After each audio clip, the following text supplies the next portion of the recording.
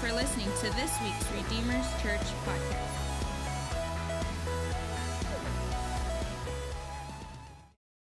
On the storyline we've been talking about, one of the things you're going to hear me harp on over and over again is how interconnected this storyline is to our lives today, and how we got to make sure we're not just reading the Old Testament as this old historical book of stories, but how it really sets the platform for who we are as God's people as we follow after Him. Today we're going to go through chapter 12. Now the thing about this is where Israel is fleeing Egypt. And they're running, so last week we talked about Moses being called out to go liberate Egypt. And he's now come and done that. They're fleeing. They're about ready to get out of the country. And this is a chapter about Passover. And I thought about this chapter. And I thought, when most people read their Bibles, if they're not serious Bible scholars, they probably would be bored by this chapter. Or they might see it kind of hops around a lot. And it can be kind of confusing. And so today I hope that you get some clarity, because it's really a wonderful chapter that really sets the stage. We are going to skip over the 10 plagues. Many of you know those stories. They're super important, but we're skipping that. We're coming to the 10th plague. And the reason we're doing that is because this is really about our journey as God's people. And the 10 plagues are really important. If you want to know about them, go watch Prince of Egypt. It's probably one of the most accurate movies of Moses. Unfortunately, it's a cartoon, but it's the only Exodus story where they're not white, blue-eyed British people. So go watch Prince of Egypt if you want the rest of this story. But today we're skipping ahead to the Passover, and where we find ourselves is God is about to redeem them. He's about to let them leave Egypt, and He has to set up a system in which they got to remember what God is doing. And there's a reason He's doing this. So today's message is called Recipe for Redemption. And He's going to use a system of symbols to talk about how they are to remember how they are redeemed. And this is important because He realizes that we easily forget what God has done. We easily forget why we are redeemed and what we're redeemed for. And so He uses these three ingredients for redemption. If I had to describe the Christian life, maybe y'all can understand this, I would say it's amnesia and deja vu. You understand what I'm saying? It's kind of like you say, hey, I think I forgot this before. We keep repeating these cycles of amnesia, deja vu. I know God's the most important thing in the world. I know that I cannot do it in my own power, and I got to trust in Him, but I think I forgot this before. Now I remember that my life's hit rock bottom, and now I remember I got to trust in Him. Okay, I think I've been here before. And God knows that's the nature of His people, that as we're on this journey, that is the nature of how we live and what we do. So He develops these three ingredients for redemption. So as we get into chapter 12, we're going to read about the instructions for remembering so that we don't fall off this course we're on together. One of the things God does is He tells Pharaoh what is going to happen. And He does it in Exodus 4. He says, this is what the Lord is going to do with the 10th plague. He says, Israel, my firstborn son, I told you, let my son go so he may worship me. But you refused to let him go. So I will kill your firstborn son. This is the 10th plague, the death of the firstborn. If you'll follow with me. This is the 10th plague, the death of the firstborn, but the thing we have to remember is He warned them with 9 plagues after this. He told them before all the other plagues that this was going to happen. So they had all these chances to let His people go. One of the things that's important about this verse is God calls Israel His firstborn. This term firstborn is really important. It's used throughout the whole Bible. It really denotes this. It has this connotation of special privileges.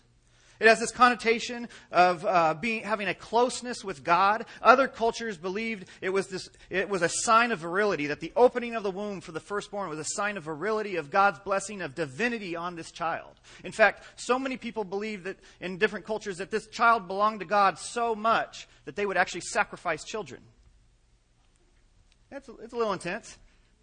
They would actually sacrifice children. So what would happen is God is proving He is the owner of life in this story. So Egypt is about to lose their firstborn, and God says, you are my firstborn. But in God's kingdom, He doesn't require sacrifice of your children. He's going to redeem him. And we're going to walk through what that word means, that redemption of your firstborn.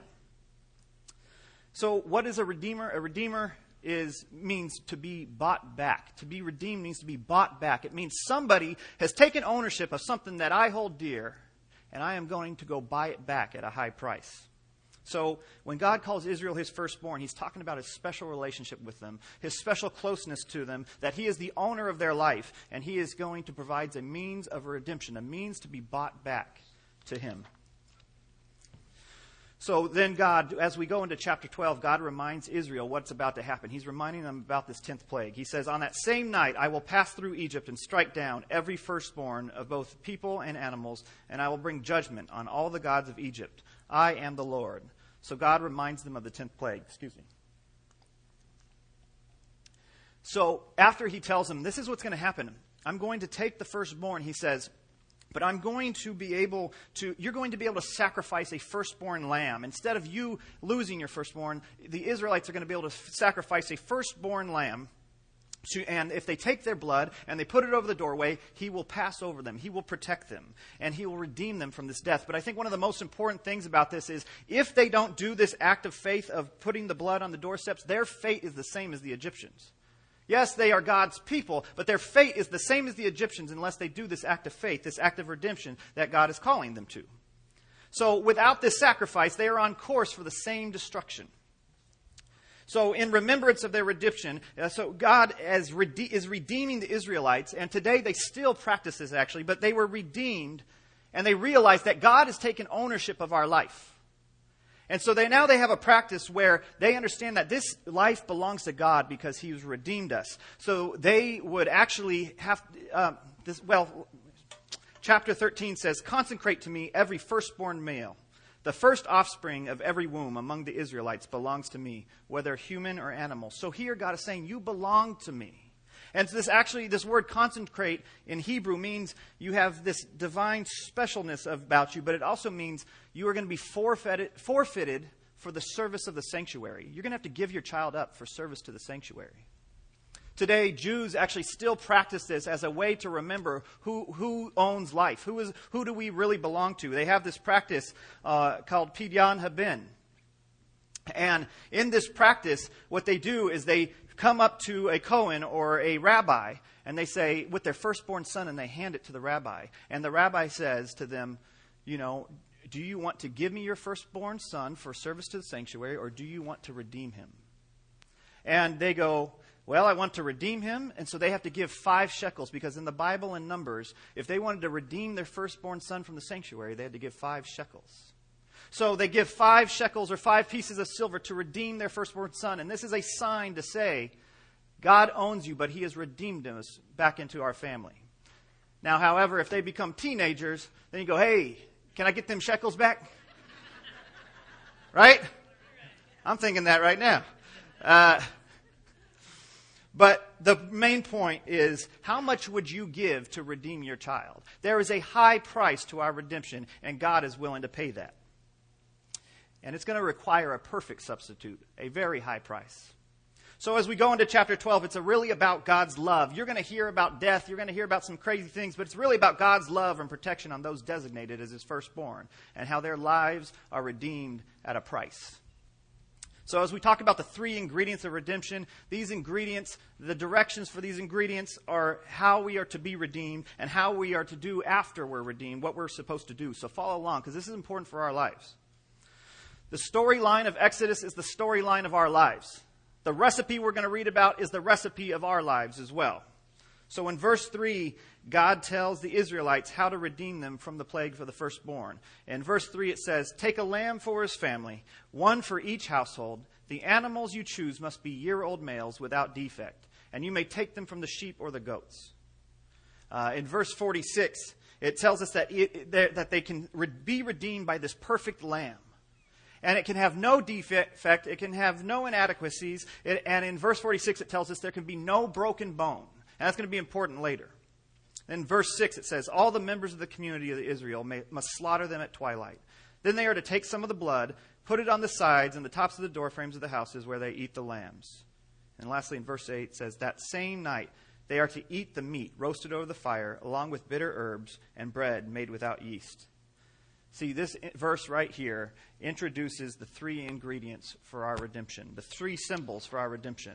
The ingredients are 1 cup of blood of lamb, 1 bunch of bitter herbs, and 1 slice of bread, no leaven.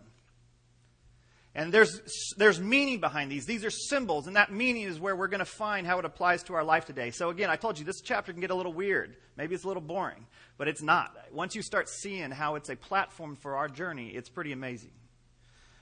So today we're going to break down what all of these symbols mean, and then God's going to give us the directions of how to use these for our redemption, to stay in walking with Him. So let's look at the first ingredient. Verse 13 says, "The blood will be a sign for you on the houses and where you are, and when I see the blood, I will pass over you. No destructive plague will touch you when I strike Egypt." God's redemption requires a perfect sacrifice for His imperfect people. And here's the one thing I want to point out. It is not the blood that's like some magic trick. It's not just some weird symbol in this old book. It's not the blood that's the magic trick. It's that, do you believe me enough to take this blood of this perfect lamb and put it on your doorway? Because here's the deal. If you had killed this lamb, if you kept the blood in a little bucket in your house and he passed by, you know what's going to happen? You're still going to die the same fate of Egypt. Because it wasn't the blood itself or the sacrifice itself. It was the faith in the blood. It's, do you have faith that is obedient? Do you believe enough that you're going to trust me that if you put this on there, I'm going to pass by and redeem you and protect you and shield you? See, belief has to be proven in our actions and obedience. See, we've grown up around this culture of thinking belief is this mental acquiescence. And it is to a certain extent, but except belief is proven by your obedience. Let me give you an example. Anybody like the Raiders? All right, good. All right, so I'm in a house. We're watching the Raider game. And somebody comes in and yells, "Fire!" I jump out the window. Sergio stays in watching the Raider game. Who believed and who got saved? Heck no. Who believed and who got saved? Me. Because I believed there was a fire. I jumped out the window. And as usual, it's obvious that the Raiders fan is not saved. Isn't it? Amen? Amen.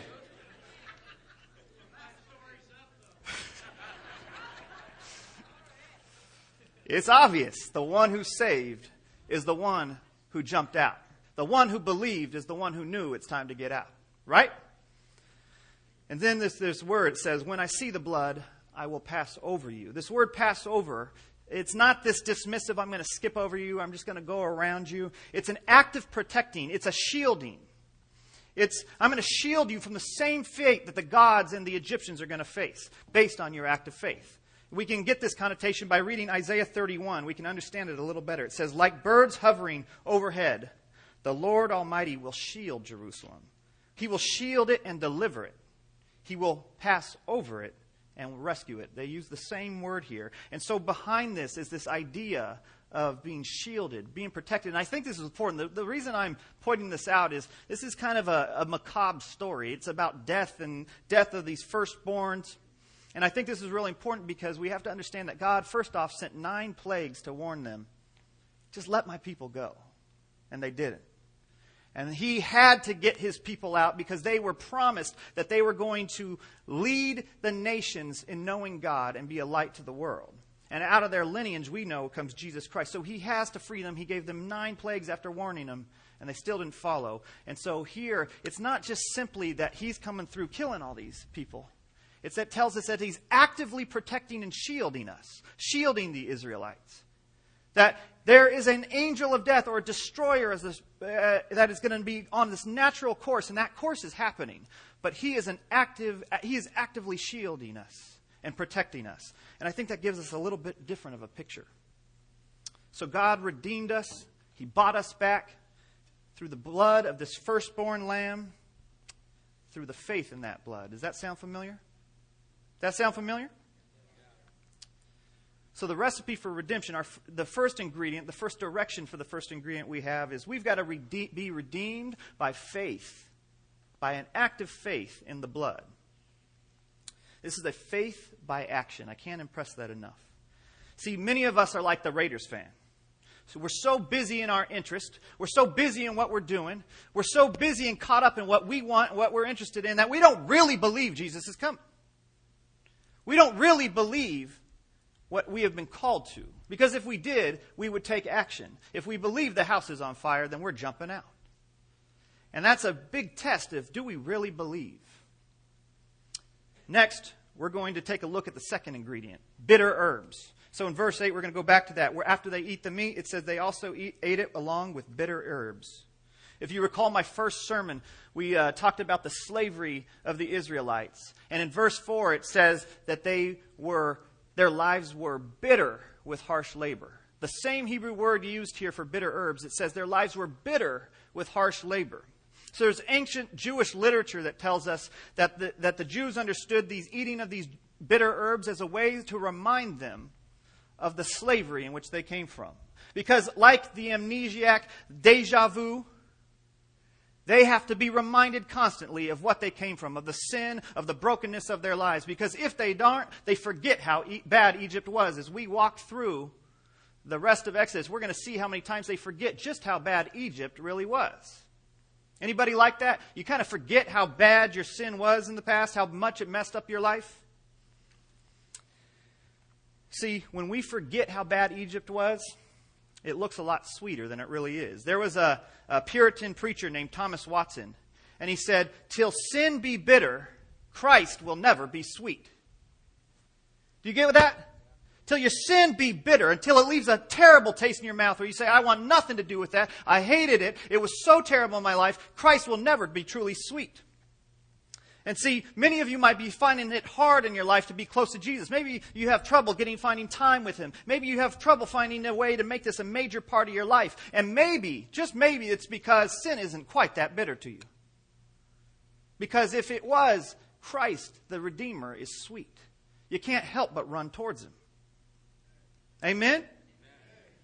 See, many do not praise the God of grace with passion because they have a low view of sin. Let me explain what I'm saying. When you really hate sin, when you really hit rock bottom, then you lift Jesus up. Right? I have a friend. He was a drug dealer. He did drugs, sold drugs, pretty well known. And we were friends, and he was coming to the Lord. And he went to church. And he started getting to church, and he started changing his life, and so he became a leader in church. But one of the things I noticed is every time he'd go share his testimony, he'd talk like this, "Man, I was the biggest drug dealer in town. Man, I had all these girls, I had all this cash." And then at the end he'd go, "Oh, it was bad."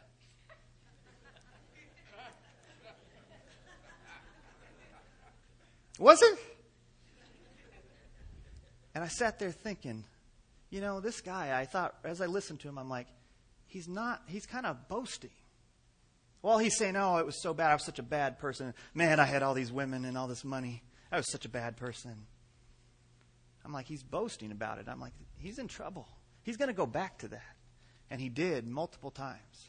He'd go back and come back in this cycle. He'd go back and he'd come back in this cycle. Because honestly, the sin was not bitter. It was pretty sweet. I wonder how many of us are like that. When we really hate the sin of our lives, the things that have ravaged us, you can't help but worship God. You can't help it. So if you're having trouble, this is not to be rude, but if you're having trouble, it may be that you haven't yet appreciated the depth of your depravity, the pain that sin brings in your life. If you're having trouble worshiping God. So God's direction for the second ingredient, the bitter herbs, is remember the bitterness of sin. We have to remember how sweet it is to be redeemed. We have to remember how bitter our life of sin has been. And we have to have an active faith in the blood. It's shown by our obedience, and we have to keep fresh in our minds constantly how bitter things were without Jesus. Then there's the third and final ingredient, the unleavened bread. This is the direction we need that God gives us, the symbol that God gives us to remind us to not go back. How to keep ourselves from going back to a life in which we're not pursuing what God has purposed us for. In verse 8, it reminds us that after the meat, they ate the bitter herbs and then bread made without yeast. Now follow along with me. I'm going to read through a few verses here that hop around that have to do with this yeast. Verse 39. With the dough the Israelites had brought from Egypt, they baked loaves of unleavened bread. The dough was without yeast because they had been driven out of Egypt and did not have time to prepare food for themselves. Verse 19 starts, "For 7 days no yeast is to be found in your houses, and anyone, whether foreigner or native born, who eats anything with yeast must be cut off from the community of Israel. Eat nothing made with yeast. Wherever you live, you must eat unleavened bread." God apparently hates yeast. What is this guy's deal? He hates this stuff. He's making it very clear there is no leaven with leaven.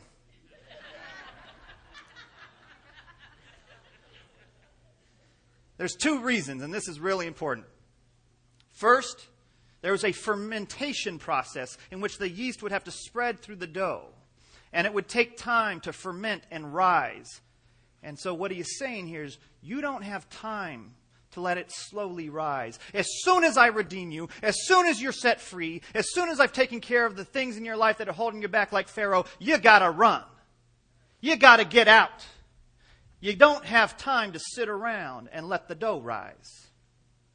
We get this understanding because in verse 11 it says, "This is how you are to eat it. With your cloak tucked into your belt, your sandals on your feet, your staff in hand, eat it in haste. Eat it fast. It is the Lord's Passover."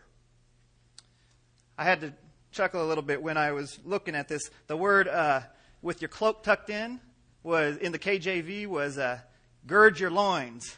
I was like, I like that better. Gird your loins.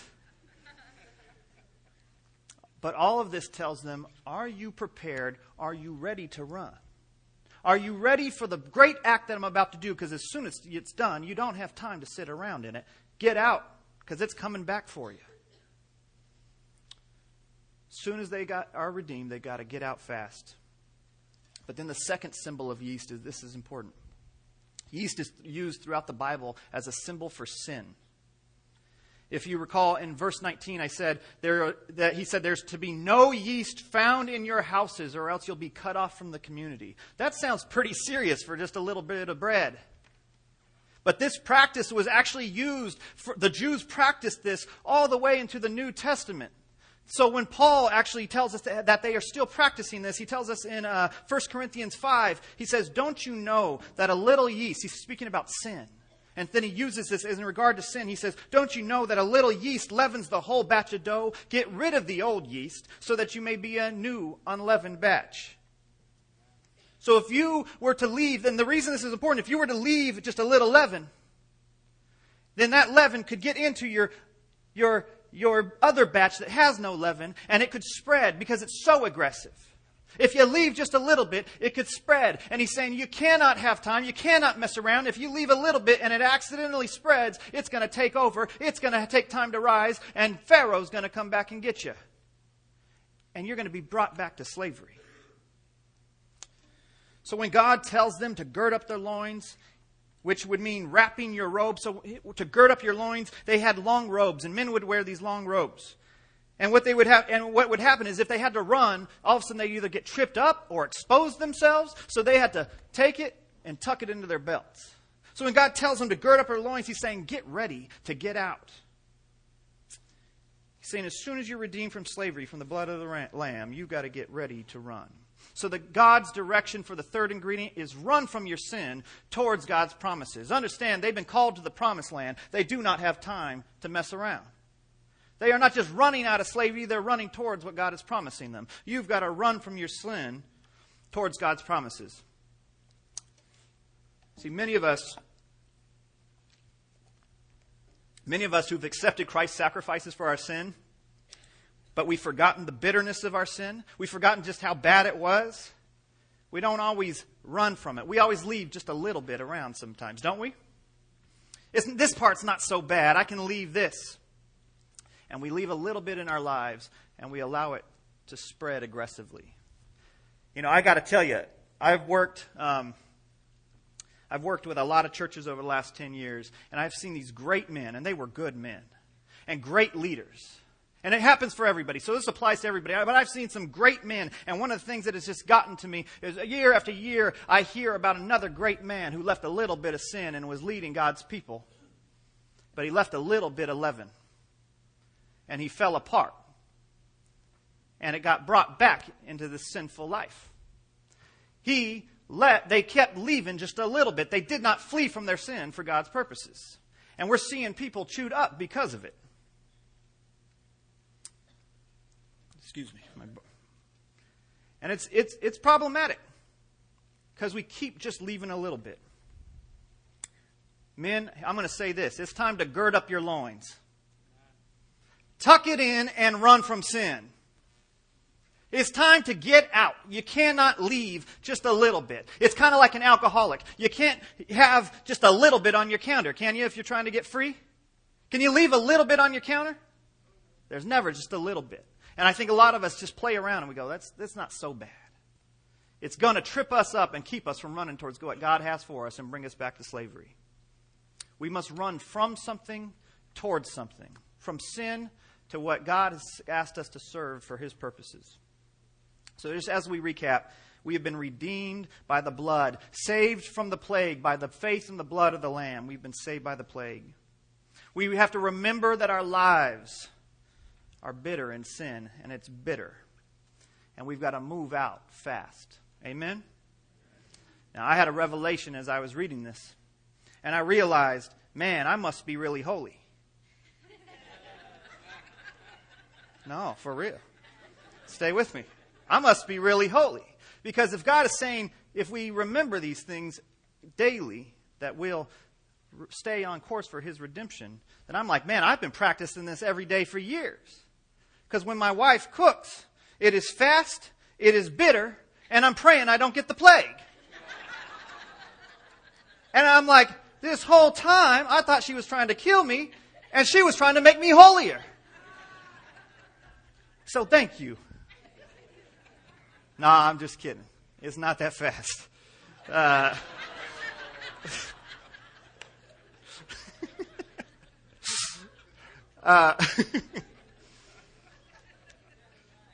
we need... I'm not eating today,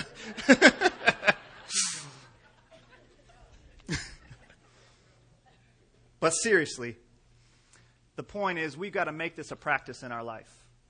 Do you make this a practice in your life to sit back and recall what God has done and the great price He has paid and the bitterness that you've been redeemed from, that you've been bought back by a high price, and where you're running from and where you're running towards?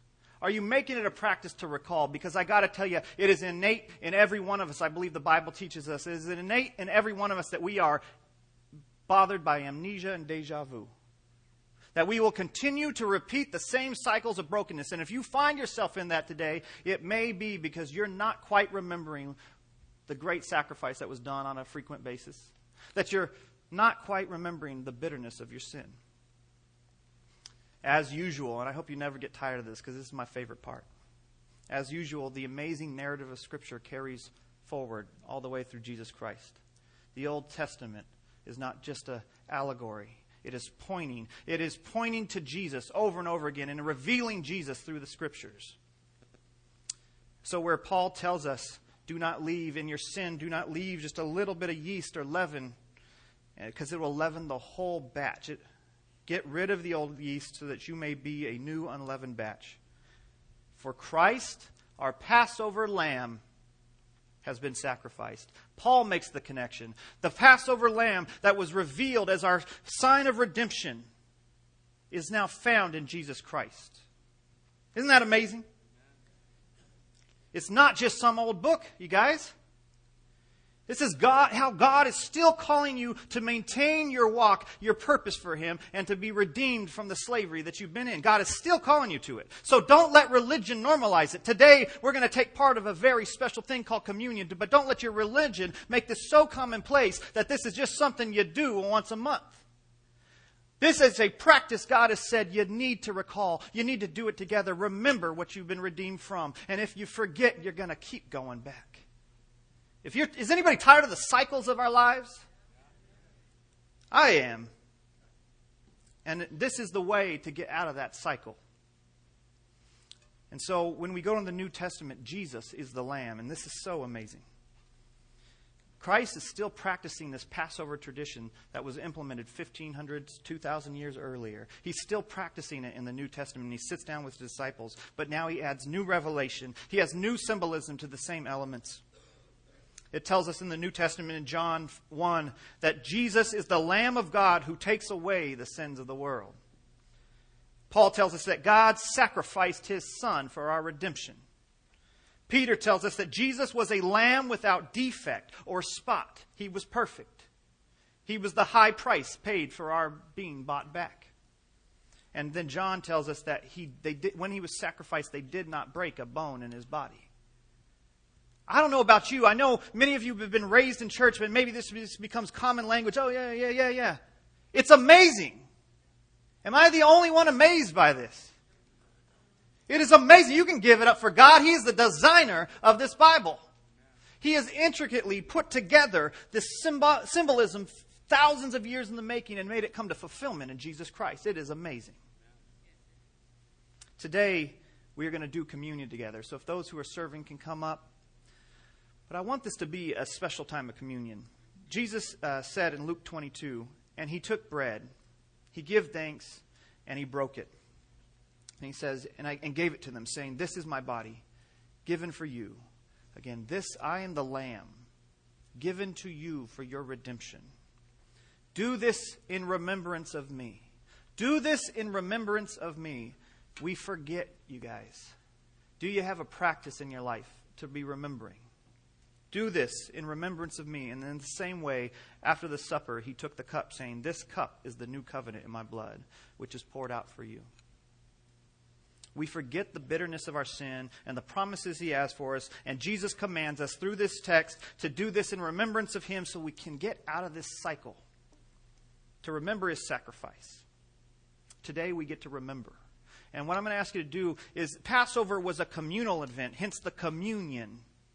It was a thing that they did together as a community to talk about the bitterness of their slavery, to remember what God had done. And so what I'm going to ask you to do, if you're not comfortable, you can do it by yourself. But what I'm going to ask you to do is, as you take the elements today, get around with people and pray together.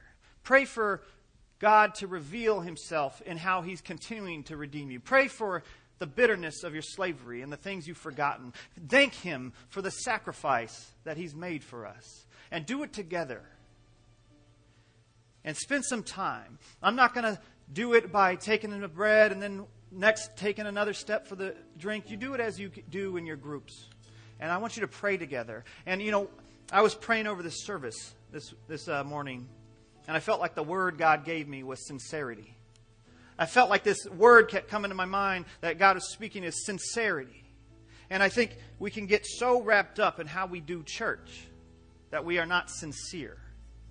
That we don't do it with the depth of really remembering the great sacrifice, because it's become such a rote practice for us. So I challenge you together, reflect, be honest with each other, reflect on the brokenness that you've lived in, on the cycles you maybe live in or have lived in, and thank Jesus because he has been our Passover lamb. If you do not know Christ, if you are not yet a believer, I'm going to stand over here in the prayer area. And I'll pray with you. If you've got questions, I'll pray with you. If you want to know how to get free and stop running through the cycles of this world, I'll pray with you. So I'll stand over there, and the rest of you, please join together as a church. And I want you to begin to practice what Jesus is calling to it today. And then I'll come back and close. All right? Get together for us.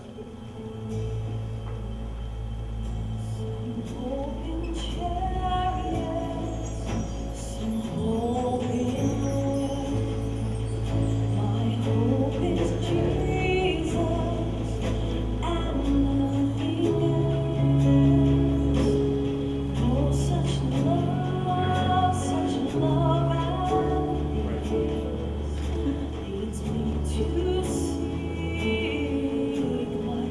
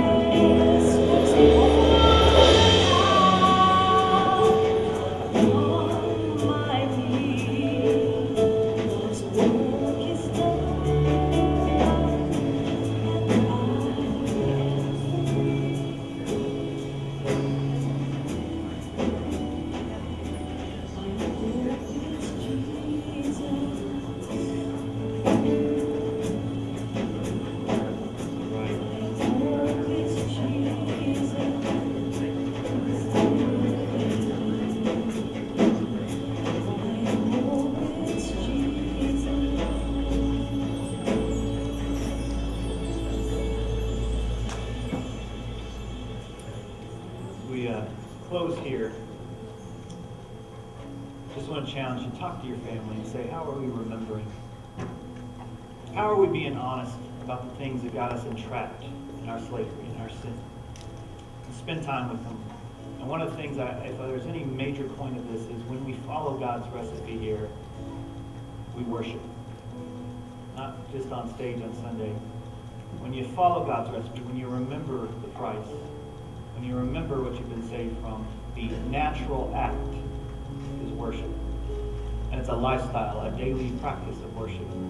Because you know the great price that you received to be bought back.